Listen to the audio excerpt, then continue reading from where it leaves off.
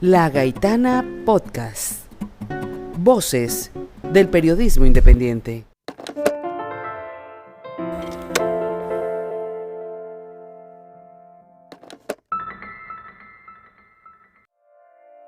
Mujeres que cuentan historias. Mujeres que cuentan historias. Mujeres que cuentan historias. Mujeres que cuentan historias es un proyecto sonoro de La Gaitana Periodismo Independiente para hablar de voces femeninas creadoras, palabras que transforman, miradas del mundo que no pueden ser ignoradas ni olvidadas. Es nuestra forma de hacer que las palabras perduren, una ventana sonora para descubrir la huella de muchas de esas gaitanas que hoy palpitan con ese legado y construyen su propio camino en esta tierra de promisión.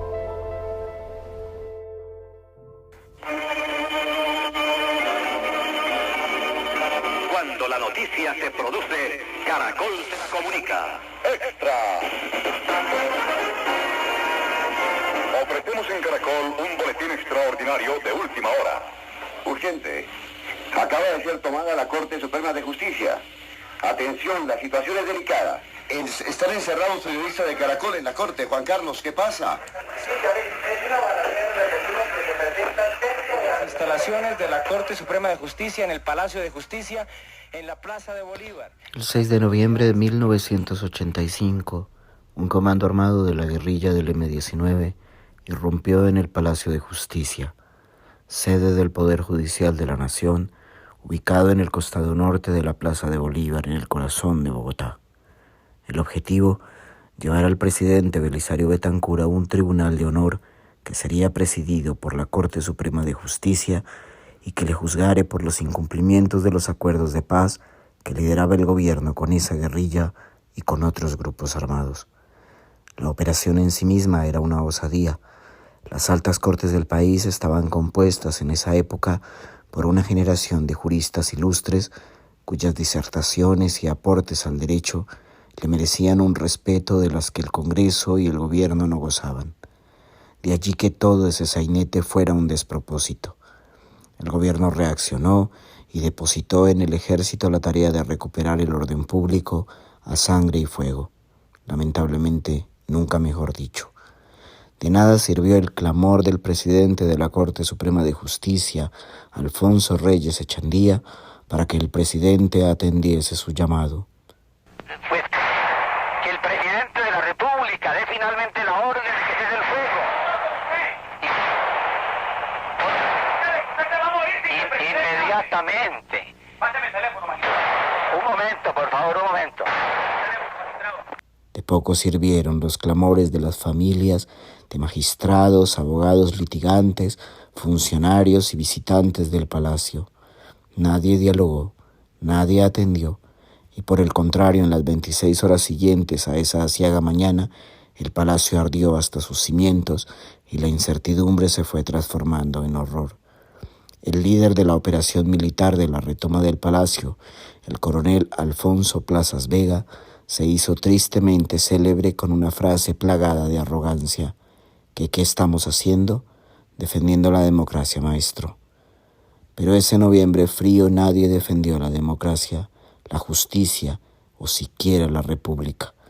Desde los sitiales de su arrogancia, guerrilla y Estado, defendieron sus intereses mientras el silencio se apoderaba de un país y las decisiones arrogantes de ambas partes convertían las vidas de decenas de familias en un viacrucis.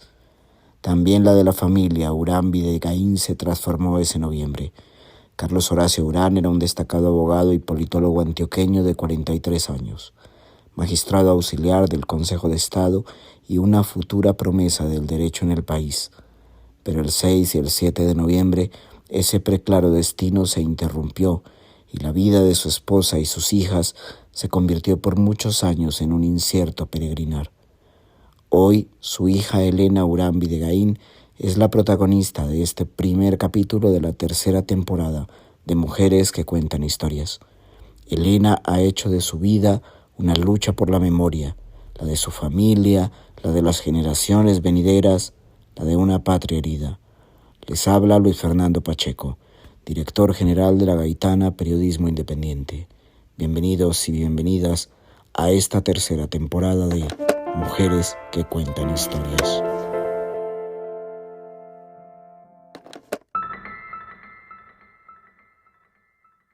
Un saludo a todos y a todas. Empezamos esta tercera temporada de Mujeres que Cuentan Historias con una invitada muy especial. Elena Orambi de Gaín nació en Bélgica en 1975, estudió Ciencias Políticas aquí en Colombia. Posteriormente cursó pregrado y maestría en Estudios Latinoamericanos, Lingüística y Medios en Hamburgo, Alemania. Ha trabajado en Colombia, Estados Unidos y Alemania en diversos ámbitos de la política. El tema que nos reúne aquí es uno de los temas vitales para la conciencia histórica de nuestro país, que es sin lugar a dudas la memoria, y ante todo la vida de Elena ha estado ligada a uno de los hechos históricos más impactantes y más trascendentales en la historia política de nuestro país y en la historia de la vida de nuestro país, que fue el Holocausto del Palacio de Justicia el 6 y 7 de noviembre de 1985. Elena, bienvenida y muchísimas gracias por acompañarnos en La Gaitana. No, muchísimas gracias, con todo el gusto aquí con ustedes. Bueno, Elena, yo voy a empezar por un rol que suele ser llamativo en una entrevista de estas, es ante todo el rol como hija y como madre, porque creo que ese enlace ha estado ligado a todo tu proceso y ligado a tu libro, Mi vida en el Palacio. Y voy a empezar con una pregunta poco usual, que es la referencia, pues, a tu vínculo a un hombre, y es, ¿quién era tu padre? ¿Quién era Carlos Horacio Urán? Pues era, a ver, si hablo como la niña que está en ese libro, que se encuentran en las primeras páginas de ese libro, pues era un papá que disfrutaba de su rol paterno. Yo es algo que me di cuenta tiempo después. Mi mamá, por ejemplo, era en cambio mucho más reservada. Yo no estoy tan segura de que yo hubiera querido ser mamá. Yo creo que lo que ella más la ha llenado es toda su trayectoria académica, pero pues no sé, creo que en esa época las mujeres poco se cuestionaban si querían o no tener hijos, sino que los tenían. Pero en el caso de mi papá sí era algo que él disfrutaba. Y sí, pues cariñoso, muy colombiano también en cuanto a que hacía chistes, cantaba, y siempre, eso sí, raro en esa época para un hombre, participaba mucho del cuidado de nosotros, o sea, se nos cambiaban los pañales, nos acostaban, todo eso era muy cercano, digamos, en la crianza. Y bueno, una persona supremamente entregada también al estudio y al conocimiento. Yo ahora pienso cómo hacían los dos, mi mamá y mi papá, tan jóvenes. Pues mi papá cuando pasa lo del Palacio de Justicia tenía 42 años, tenía 4 hijas y estaba por sustentar su doctorado, pero ya tenía además 3 maestrías encima. Y yo digo, Dios mío, o sea, ¿qué hora hacían todo eso? Y no es un caso aislado. Yo conozco otras personas también que los padres eran así como no sé de qué estaban hechos, pero eran pues buenos padres, buenas madres, además tenían unas carreras muy amplias. Y bueno, mi papá pues era abogado y politólogo. Era profesor de la maestría de Ciencia Política en la Javeriana, fue investigador también en el CINEP, y era magistrado auxiliar de la sección tercera del Consejo de Estado. Así muy resumido, de joven pues participó en los movimientos estudiantes católicos. Básicamente, pues, digamos, el contexto de hoy se pueden entender más como think tanks, pensamiento crítico y todo eso, temas sociales. Algo que pues ya en esa época podía ser bastante complicada si tenemos en cuenta que era un contexto de Guerra Fría, donde el que cuestionara las causas de ciertas problemáticas eran seguía asociado a la subversión. ¿Cuántos años tenías tú en 1985? Tenía 10. ¿Y qué recuerdas de ese noviembre asiago para este país? Pues recuerdo ese mismo día, pues yo estaba en clase, yo cursaba quinto de primaria y pues mi mamá nos fue a buscar al colegio y recuerdo que cuando íbamos hacia la casa en un taxi, pues era todo como, ya había mucha tensión, yo sí sentía mucha tensión. Llegamos al apartamento y enseguida salió mi mamá otra vez, pero pues sí, mi mamá estaba muy angustiada y sí nos llegó a contar que mi papá la había llamado a decirle que estaban disparando dentro del edificio. Ellos no sabían qué pasaba, incluso pensaban que en el Congreso, que se estaban tomando el Congreso, que era una toma, un golpe militar. Y bueno, al cabo de un rato mi mamá salió a buscar a mi hermana menor al jardín y yo me asomé a la ventana y vi pasar un tanque y bueno, ahí como que fui un poco más, o dimensioné un poquito más que esto era algo bien feo. Y bueno, y así pasaron las horas que no sabíamos nada, pues así empezó a llegar gente a mi apartamento o a la casa nuestra, vecinos, periodistas, chismosos, Pacho de Ruta, muchas personas, pues todos como también con la misma angustia, pero nadie sabía nada. Nadie sabía qué había pasado. Mi mamá y mi papá llegaron a hablar un par de veces hasta que se cortó finalmente la comunicación del todo. Y bueno, pues este episodio duró 2 días. Al otro día ya pues no supimos nada, el edificio se lo quemaron, todavía hasta hoy hay disputas sobre si fue el ejército o fue la guerrilla o qué. En todo caso, nosotros, pues como muchas otras familias, no tuvimos ningún tipo de información de nada hasta el tercer día y básicamente por un golpe de suerte, porque una amiga de la familia se metió en medicina legal a buscar si estaba con el cuerpo de un papá y allá dio con el cuerpo de un papá que estaba como en él. Estaba junto a otros cadáveres, estaban todos lavados y pues estaban listos para tirarlos en fosas comunes, como sucedió con otras personas.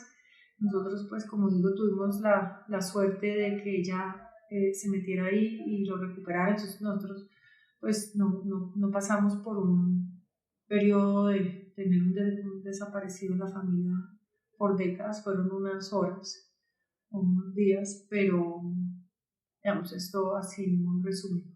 Años después, cuando se descubre que el magistrado Durán salió del palacio, ¿durante todo ese tiempo ustedes tuvieron versiones al respecto o fue una sorpresa cuando se descubrió por las investigaciones periodísticas? No, o sea, siempre había la duda porque una periodista de Caracol que cubría Congreso y Cortes, ella conocía a todos los magistrados y ella había visto salir a mi papá. Entonces ella le había dicho a mi mamá que lo había visto, que lo buscara. Y aparte, también algunas personas lo habían reconocido en unas milésimas de segundo en unas imágenes del noticiero. Entonces, pues estaba como siempre esa duda de que alguna gente lo había visto. Y de hecho, y pues las circunstancias en las que aparece como nene, todo eso. Y bueno, mi mamá entonces empieza a indagar qué pasa y empiezan las amenazas. Entonces, evidentemente había algo que algunos no querían que supiéramos, que reclamáramos. Y bueno, y nosotros pues como con mis hermanas terminamos yéndonos de Colombia. pero pues estaba como esa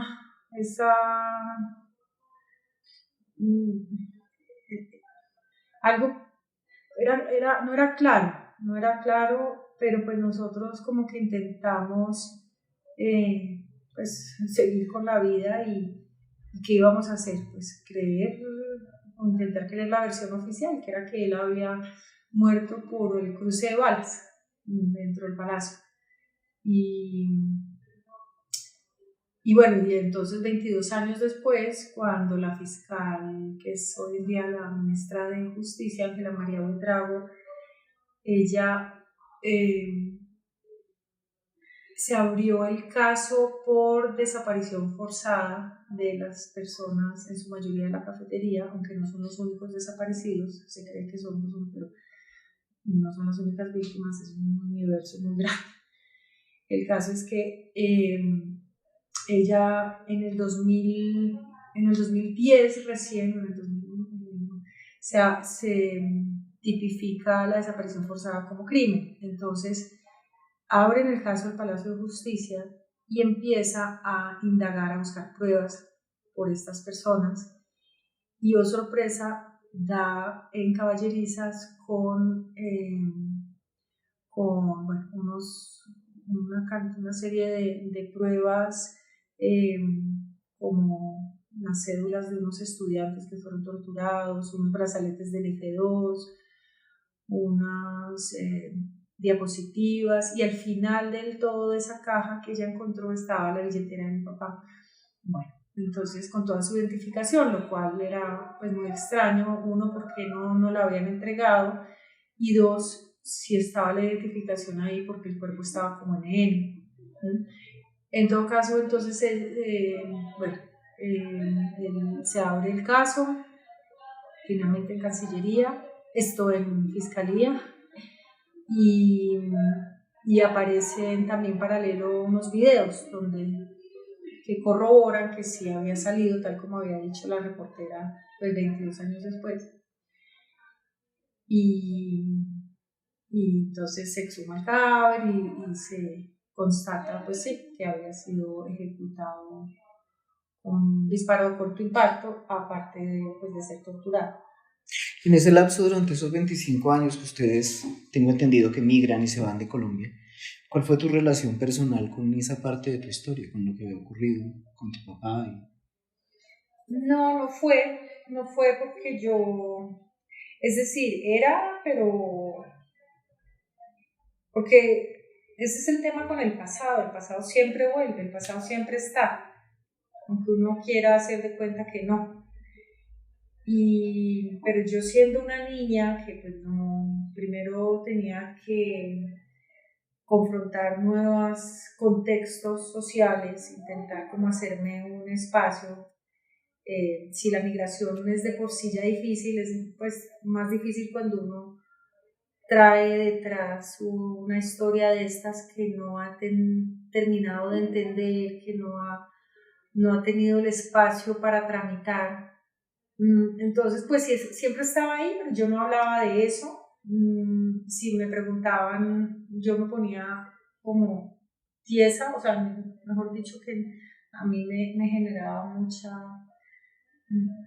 me incomodaba mucho tener que decir algo del tema, porque era algo que yo todavía no había logrado procesar ni menos entender. Pero pues sí, estaba ahí, por supuesto. Y fue muchísimos años después que dije, bueno, ya, pues sí, ya me toca confrontar esta cosa porque no es cualquier cosita. ¿Y en qué momento decides materializar un poco parte de esa historia en el libro, en Mi vida y el palacio? Uy, ya grande. Ya yo después, pues nosotros después de dar muchas vueltas y vivir en muchos países diferentes, termino viviendo en Alemania. Y yo me pregunto hoy, si no hubiera estado en Alemania, ¿habría tenido el mismo acercamiento frente al pasado? Posiblemente no sé. Y porque pues Alemania es un país que ha hecho un trabajo de memoria como pocos, pues de reconocimiento de su culpa y responsabilidades en el holocausto judío y en todas partes donde uno esté, vaya, visite, lo están confrontando a uno con ese pasado. Entonces, o sea, algo como alguna vez yo llegaba al apartamento y no me dejaron pasar, estaba todo acordonado porque estaban desactivando una bomba del 43 o 44, yo no sé. El caso es que, pues, era como que estaba muy vivo, pero ellos por todos lados, entonces ponían la placa en una casa, digamos, en esta casa fue expropiada a la familia judía tal, y después los empresarios tal construyeron acá 1000 estrellas de David, que las estrellas de David eran como que marcaban a los judíos, o bancos o sea, donde sentarse en los parques, que hay fotos que en la época del nacionalsocialismo los judíos no se podían sentar ahí, o hay como baldosas en el suelo frente a casas donde vivieron judíos, que dice aquí vivió tal persona de tal año a tal año y fue llevado a tal campo de concentración. La televisión constantemente está transmitiendo películas que hagan alusión al nacionalsocialismo, hay exposiciones, es parte del pensum escolar. Es decir, está todo el tiempo atravesado, todos los ámbitos pues, políticos, sociales, todo, y eso, bueno, yo no sé si a todo el mundo le pase, pero a mí sí me sacudió y dije, pucha, tal vez lo que me pasó a mí no fue tan chiquito, pues sí fue una cosa tremenda. Entonces ahí algo empieza a suceder, aparte después pues trabajando en el Parlamento alemán, yo trabajaba en el Bundestag, que fue en el 33 lo quemaron, y también hubo, igual que pasa en el Palacio de Justicia con el incendio, hubo mucha discusión sobre si había sido causado por los nazis decían que eran los comunistas.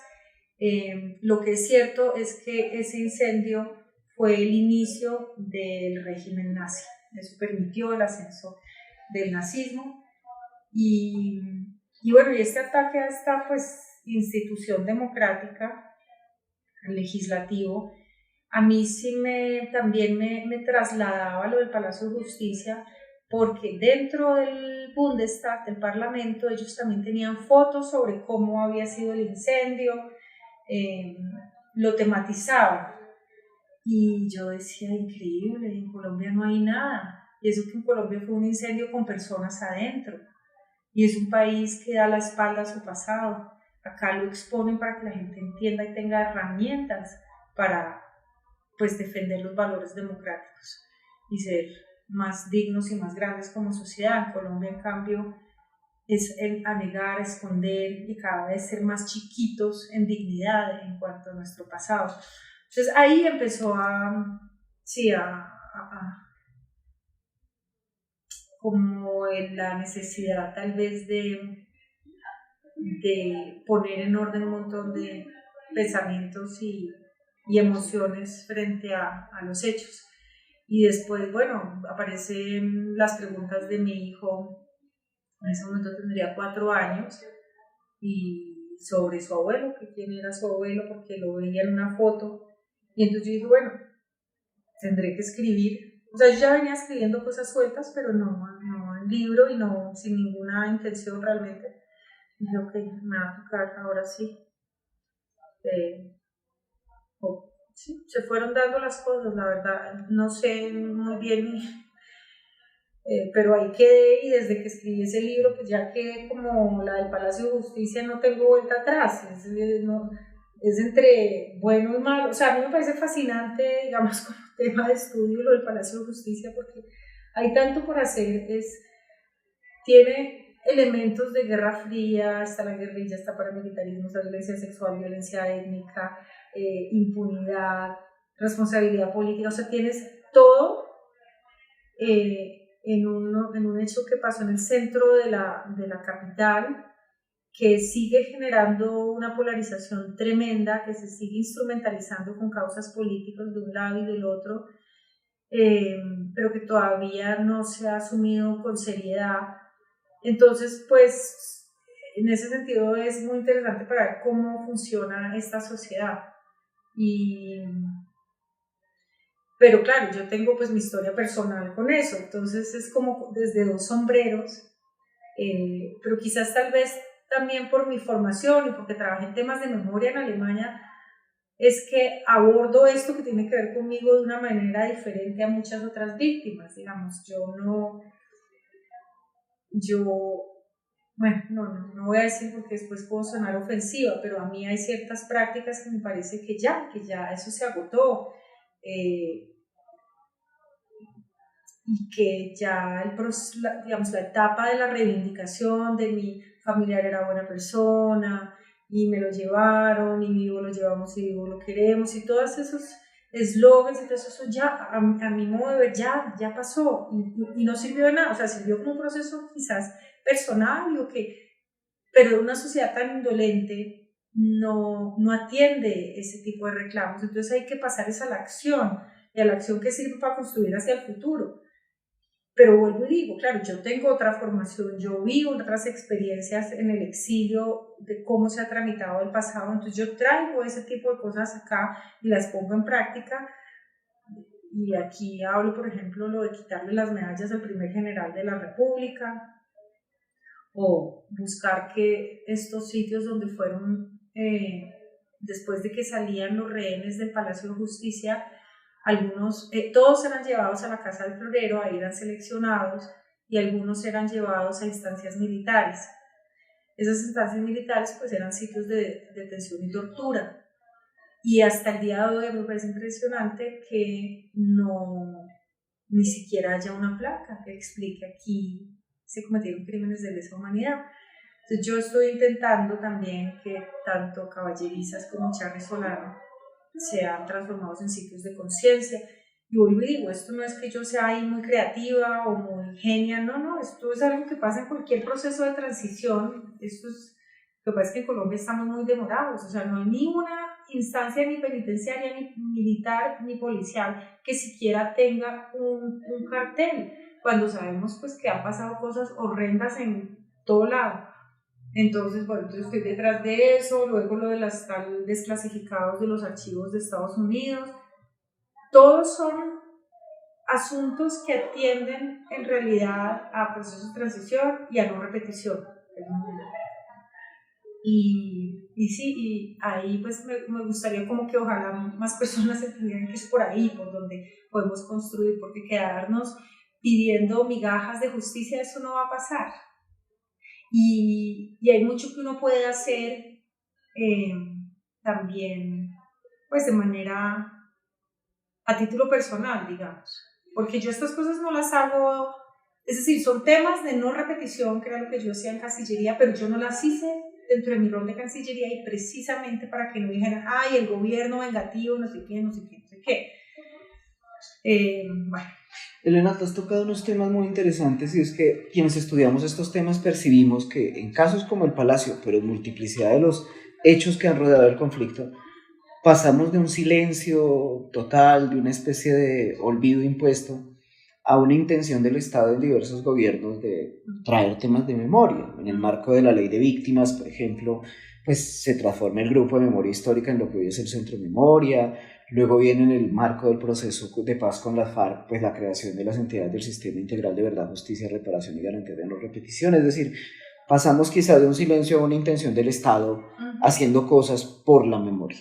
Y lo digo, trato de ser aséptico y sin señalar ningún gobierno ni positiva ni negativamente. Pero claro, el otro riesgo es el que tú ya señalabas, y es que entonces es la politización, los hechos están recientes, es el uso político de estos eventos, de los significados, de los símbolos.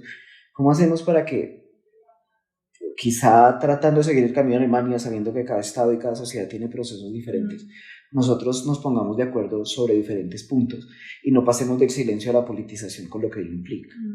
A ver, pues la memoria por sí está cargado política, es donde genera siempre un debate político, y está bien, son actos políticos, el simple hecho de construir memoria. El problema es que en Colombia la memoria, como la defensa de los derechos humanos, está asociada a la izquierda y la seguridad a la derecha. Y no se considera como el respeto por los derechos humanos como un fundamento, como un cimiento de la democracia.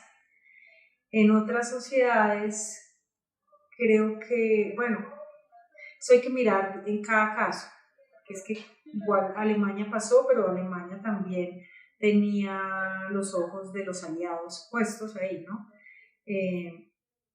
En el caso argentino entiendo que también hubo polarización en su momento, sin embargo, cuando arrancan pues los juicios a la Junta, eso puede ser que sí fuese más atendido, además que en el caso colombiano, con el aditivo de la división social tan grande que hay, entonces acá pues el número mayor de víctimas son personas que han sido vulneradas en absolutamente todos sus derechos. O sea, no han tenido derecho a seguridad ni protección del Estado, pero tampoco han tenido derecho a salud, ni derecho a vivienda, ni derecho a alimentación, ni derecho a nada. Entonces, dentro de esa injusticia social tan marcada,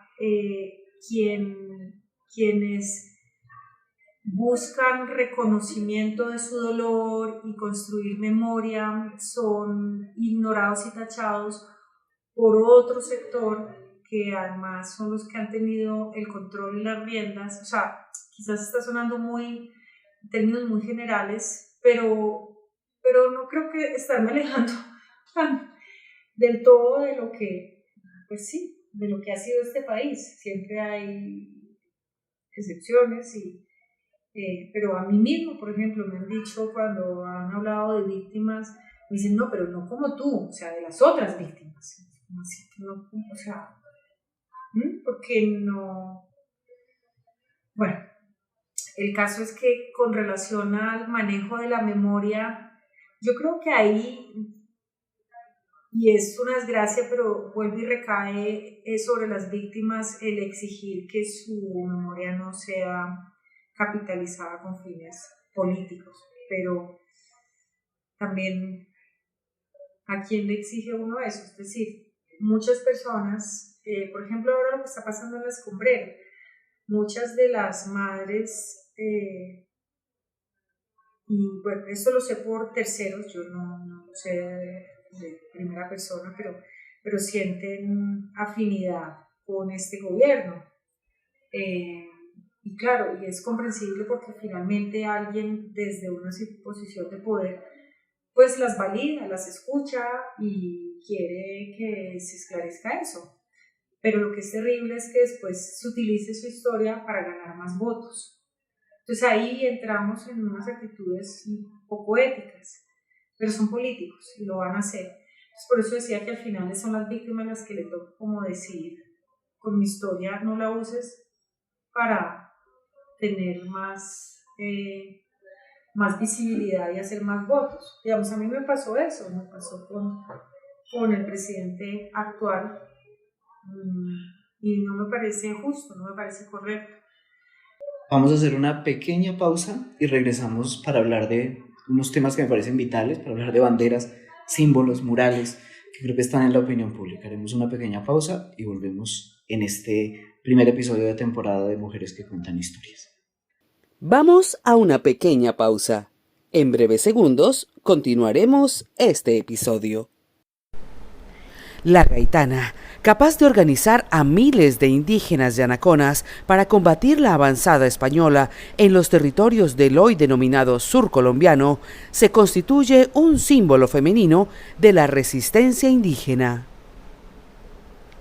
Afirma la tradición que la cacica gaitana vengó la muerte de su hijo Timanco, pese a la superioridad del enemigo, y se enfrentó al colonizador español don Pedro de Añasco. La historia, que se basa en unos breves versos de Juan de Castellanos, constituye un ejemplo de una narrativa que contrasta con la manera como se es percibido al huilense y, en particular, como es asumida la mujer, a quien el machismo y el patriarcado le han negado su lugar en la historia. La gaitana denota tenacidad, organización, altruismo, lucha por las causas nobles. En una frase, evoca la posibilidad de cambio. En este proyecto periodístico creemos como equipo humano y desde aquí no solo evocamos, convocamos a ese cambio.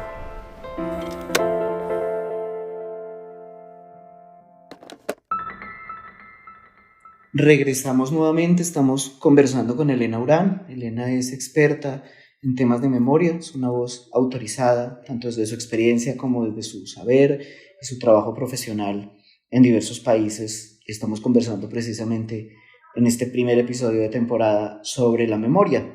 Y le había dicho antes de la pausa, Elena, que habláramos un poco de esos símbolos. Tú te vinculas, o este gobierno te llama para asesorar al Ministerio de Relaciones Exteriores en temas de memoria. En primer lugar, ¿con qué expectativa llegas allí y qué papel puedes creer que desde las relaciones exteriores puede avanzar Colombia en estos temas? Sí, pues fue un poco sorpresivo porque yo realmente no tenía pensado volver a Colombia, pero sí me había entusiasmado con lo que llegaba por noticias, con que por fin una persona que no viniera de las mismas familias, del mismo establecimiento, incluso que fuera un ex militante, llegara a la presidencia y bueno, y la vicepresidenta, pues con ese trasfondo de marginalidad tan grande, pues daba como la sensación de que el país había madurado políticamente y entonces a mí me ofrecen ser asesora del ministro de Exteriores para medidas de no repetición.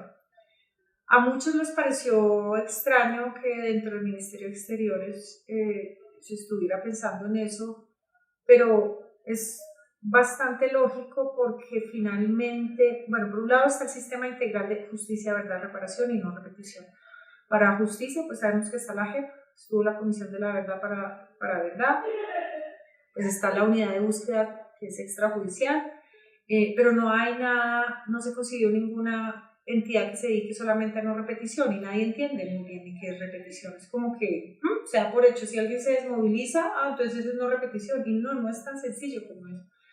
Es mucho más, y es lo que puede, sin esa parte es muy factible que esto siga repitiendo y abarca al resto de la sociedad. O sea, ahí digamos que la no repetición tiene que ser muy de la mano del resto de la sociedad y no un asunto solamente entre víctima y victimario. Bueno, el caso es que, y además estando en Cancillería, pues porque finalmente ha sido la comunidad internacional la que ha apoyado la paz. Si no fuera por la comunidad internacional, el proceso de paz no se habría dado y se habría muerto hace rato. Entonces eso blindaba un poco digamos, lo que queríamos arrancar en términos de no repetición. Hicimos algunos trabajos interesantes, por ejemplo en la frontera en Catatumbo, en Venezuela, con el bloque Catatumbo de las autodefensas en un horno crematorio, y bueno, trabajo con embajadas países que hayan tenido procesos similares para aprender de ellos. O sea, la gente de a poco, arrancamos con una mesa técnica con diferentes ministerios, defensa, justicia, cultura, educación y agencias del Estado dedicadas sobre todo a los temas de paz para justamente buscar un entendimiento común sobre la no repetición y cómo articularnos, que ese es un problema que yo veo también en Colombia muy, muy marcado, cómo trabaja cada uno por su lado, entonces se repiten los esfuerzos o se llega el impulso hasta un lugar porque la otra entidad no quiere o no le da prioridad, etc. Y era algo que estábamos haciendo y que venía avanzando muy bien. Y bueno, y esto con el acompañamiento de la comunidad internacional, hasta que pasa lo de los símbolos. ¿Qué fue lo que pasó, Elena? Recuérdanos Entonces, exactamente. resulta que por esos días, creo que eso fue abril del 23 o mayo más o menos, hubo unas manifestaciones de la oposición y bueno, salieron con banderas, no, ellos salieron con pancartas que hacían alusión a lo que pasó en el Palacio de Justicia, pero como apoyando la actitud, pues la operación militar, porque las pancartas decían salvando la democracia, maestro, que fue pues la frase con la que se hizo más conocido Plazas Vega, que fue quien introdujo los tanques de guerra allá en el Palacio. Y bueno, y yo ahí pues dije como que eso era apología a una masacre y que eso no estaba bien. 2 o 3 días después hubo como un evento público y había entre el público personas con la bandera del M-19. El presidente no tuvo otra idea mejor que hacerlo pasar, pues subir la tarima, y dijo que, pues, que esa era una bandera que no la iban a poner debajo del colchón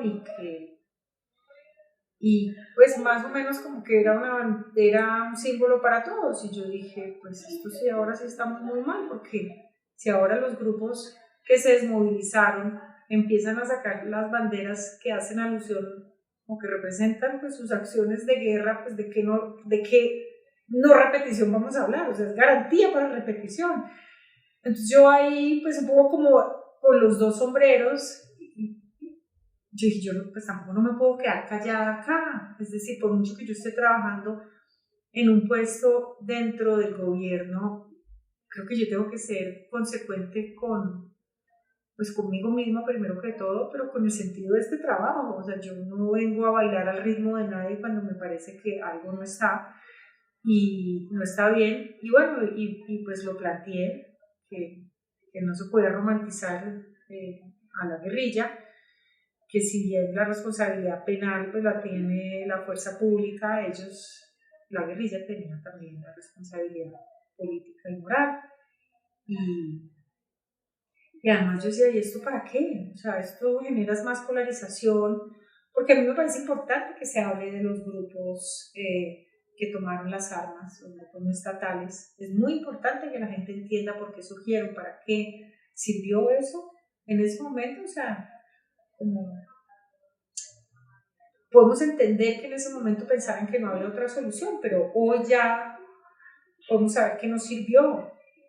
Y entonces, como estar romantizando ese pasado que dejó tantísimos muertos, pues es un absurdo, y es importante entonces que se hable del M-19, que se entienda que fueron las FARC, que se entienda, bueno, a estos otros, el ELN, no sé, ya, grupos narcotraficantes, pero no es que yo me oponga, sino al contrario, o sea, me oponga a que se presenten estos símbolos, sino que me opongo a la manera en que lo hicieron, porque era desde una posición de poder, de una manera vertical, donde el presidente habla y nadie más tiene posibilidad de cuestionar ni nada.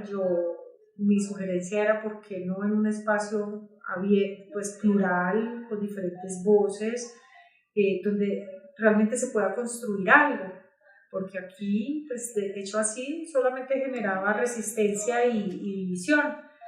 Y bueno, y él respondió pues que eso no estaba prohibido. Entonces yo decía, pero es que no se trata si está prohibido o no, se trata es que pues se supone que estamos queriendo construir un país. Bueno, Entonces yo después le mandé una carta, porque yo no voy a seguir una discusión por Twitter, no. Le mandé una carta más amplia como explicándole por qué yo lo veía así. Después salió con que el sombrero de Pizarro era también un símbolo de paz. Sí, pues digamos que celebramos que se hayan desmovilizado, por supuesto, pero el foco no lo están poniendo en eso, sino en su comandante, que negando también pues lo que hubieran ellos podido causar, el dolor que hubieran podido causar a otros. Entonces, todas esas maneras de construir un relato frente a esta guerrilla me parece muy poco sano. Y bueno, pues ellos no lo vieron así. Algunos del M sí, y me lo han dicho en privado, en público ya no, ¿no? En público se mantiene la militancia como la línea. En todo caso, pues me terminaron sacando de la Cancillería, por lo menos no renovando el contrato. Ahí el ministro Murillo consideró que era irrespetuoso cuestionar al presidente. Y te lo dijo directamente. Ni siquiera tuvo el respeto para hacerlo. Yo busqué varias veces hablar con él, citas, y no me las daban hasta que finalmente, a través de una funcionaria, la directora de cooperación, me dijo que no me iban a renovar el contrato, pero yo me enteré por alguien, pues que no va a decir quién es, una posición pues de responsabilidad importante, que le había dicho que le pareciera que yo no podía estar criticando al presidente, y pues sin entender que, digamos, ya con el sombrero de víctima también son corresponsables de eso, y así me lo dijo alguien del M19, es que tú puedes decirlo además porque es que nosotros somos corresponsables de lo que les pasó a ustedes.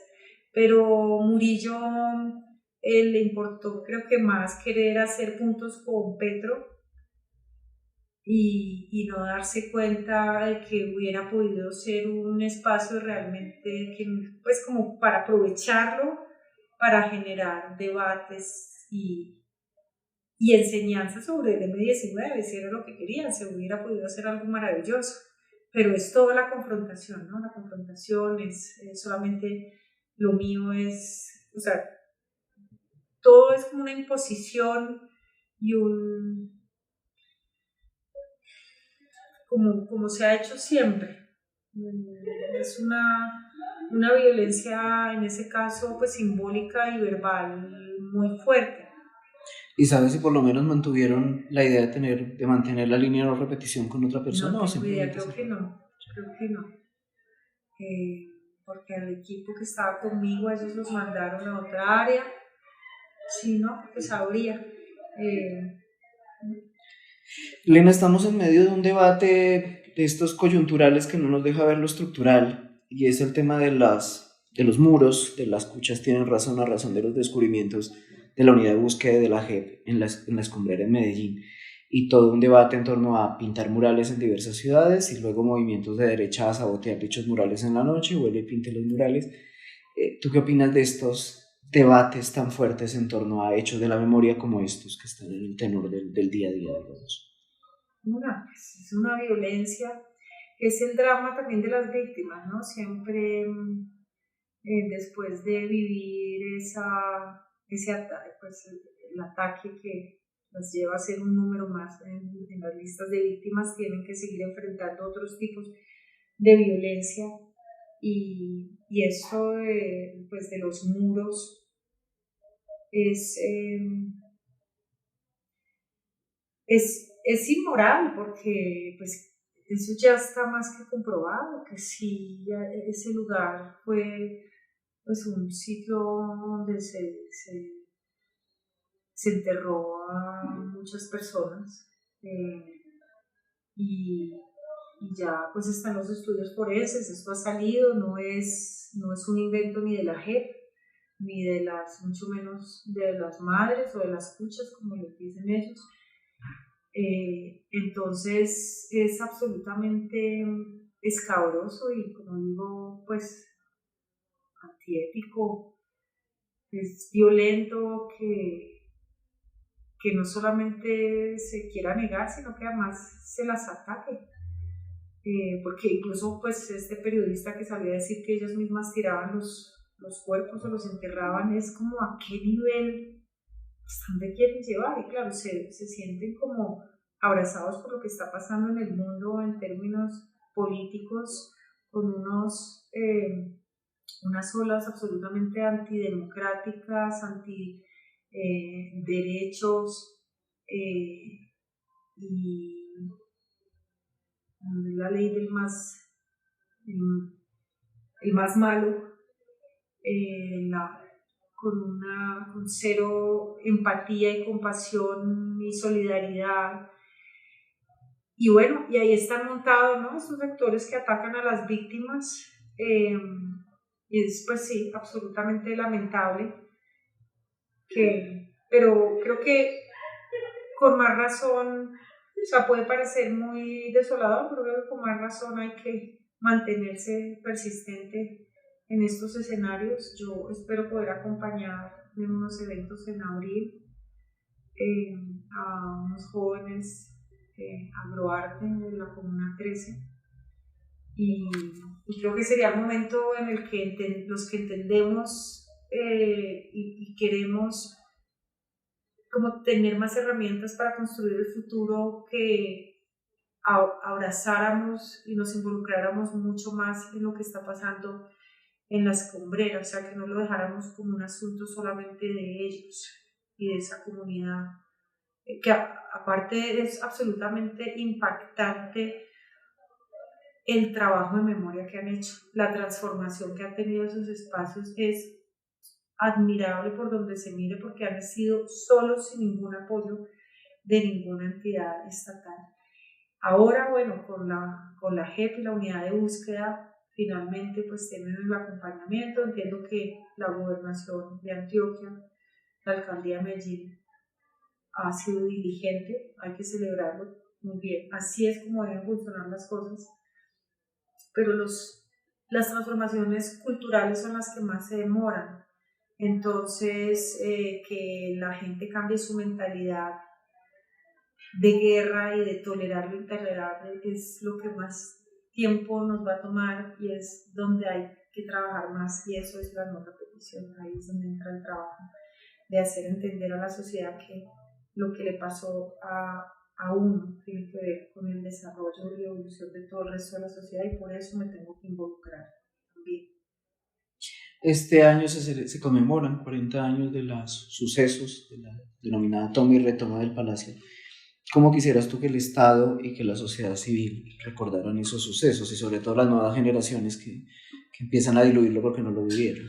Pues mira, yo por eso pensé que para mí sería ideal si este año se decretaran realmente las medidas cautelares al Cantón Norte, o sea, las Caballerizas y el Charri Solano, pero no para que quede cauterizado, sino para que se transforme después en sitio de memoria, que esos espacios expliquen lo que sucedió en el Palacio de Justicia, porque además el Palacio de Justicia, pues por un lado primero lo derrumbaron, ¿no?, el edificio, como borrando toda huella. A diferencia de otros países donde ha habido este tipo de ataques, lo que han hecho es reconstruir el espacio, o sea, remodelarlo y contar lo que pasó ahí. No, en Colombia hicieron como que pensaron que tirando el edificio y construyendo uno nuevo, eso no, ya era cosa del pasado, y pues no es tan así. Además también sacaron del relato el rol que tuvo el Museo del Florero, que era el centro de operaciones, y el resto de las instancias que se utilizaron para las torturas y las masacres. Y cuando uno entiende cómo se utilizó esa infraestructura preestablecida en Bogotá desde el Estatuto de Seguridad, empieza a ver la dimensión de esto, de este horror, y que fue un ataque a una entidad del Estado, de parte del mismo Estado. Claro que la responsabilidad, o sea, que la guerrilla tiene también responsabilidad en que fueron los que entraron primero y desencadenaron todo eso, pero eso no le daba el derecho o la luz verde al ejército para ese exceso de fuerza y generar esos crímenes que cometieron, incluso con el aval del Ejecutivo. Entonces es un ataque a una institución democrática desde el mismo Estado y no se ha dimensionado de esa manera, no se ha entendido, se ha querido mostrar como un combate más entre los guerrilleros y la fuerza pública, que además la fuerza pública salvó la democracia a pesar de haberse llevado por delante no sé cuántas familias o vidas y ya. Y esto es, por eso para mí pues muy importante que estos lugares sean contados como lo que fueron, centros de tortura y desaparición, y no solamente frente al Palacio de Justicia, o sea, por Caballerizas pasaron cantidad de personas y aunque todo el mundo sabe, es como si no importara, pues que siga así. A mí me parece eso escabroso. Yo digo, pero la gente aquí en este país, ¿cómo hacen? Entonces, para mí sería muy importante, vuelvo y repito, que se entendiera, o sea, que a partir de la transformación de estos lugares, la gente pudiese ser más consciente de lo que sucedió y que los espacios sean usados también para contar a las nuevas generaciones lo que pasa con el exceso de militarismo.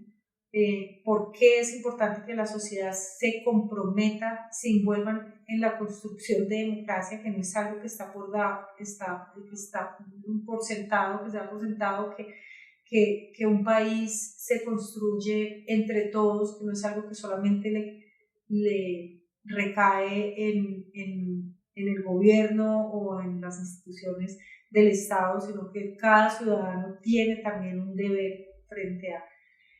Y todo esto se puede hacer, toda esta pedagogía democrática, yo lo llamo así, porque es entender cuál es el rol mío como ciudadano, cuál es mi deber y cuál es mi obligación, cuáles son mis derechos y cuál es mi deber también. Para eso son muy útiles los sitios de memoria. Los sitios de memoria no son solamente pues, para sentarnos a llorar por lo que pasó.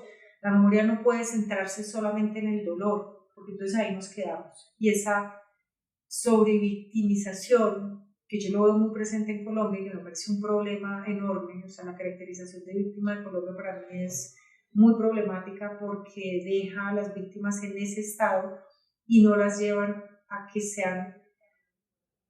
den cuenta que no siempre han sido víctimas, y que al contrario, han aportado un montón y bueno, y estos lugares, pues como digo, permiten contar la historia ya no desde el dolor, sino desde la acción hacia el futuro. Todo esto pasó, pero ahora lo vamos a hacer de otra manera y por eso es muy interesante, pues es el sentido de la memoria, ¿no? De la memorialización.